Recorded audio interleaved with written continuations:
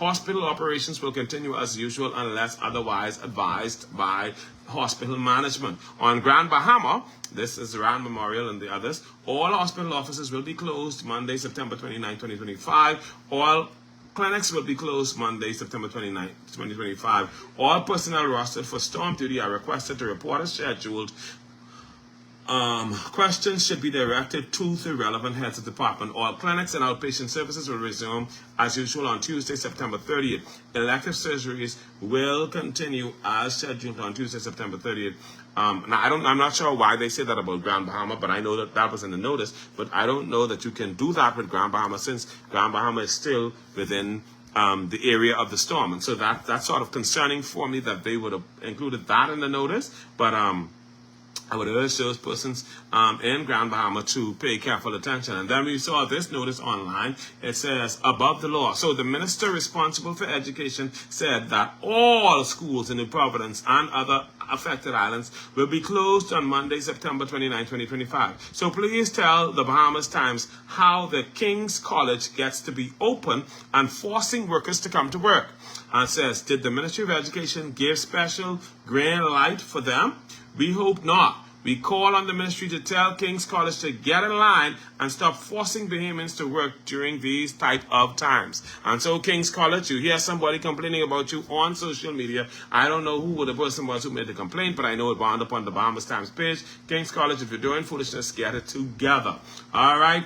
Let me see if we have anything else. Okay, so those are basically the notices that we do have. We're going to encourage persons to pay attention to those notices, shelter in place, don't get yourself into any problems. If you don't have to be outside, don't go outside. We need you to be safe. We need you to be cautious. We need you to act wisely and responsibly, all right? This is Tropical Storm Imelda is still about. It was Tropical Depression 9. It is now a tropical storm and moving towards, slowly growing towards hurricane status. And so we need persons to pay careful attention to what has been transpiring. All right, let me make sure I got everything. Okay, so I read you the judiciary bit. I read you. I'm trying to make sure I covered everything. I think I got everything covered. Okay, yeah, we're good. All right, so ladies and gentlemen, we're going to urge all persons to just be cautious, be careful, act responsibly in this storm. Don't be all over the place if you don't need to be all over the place. As you know, there's also been an issue with the telephone lines.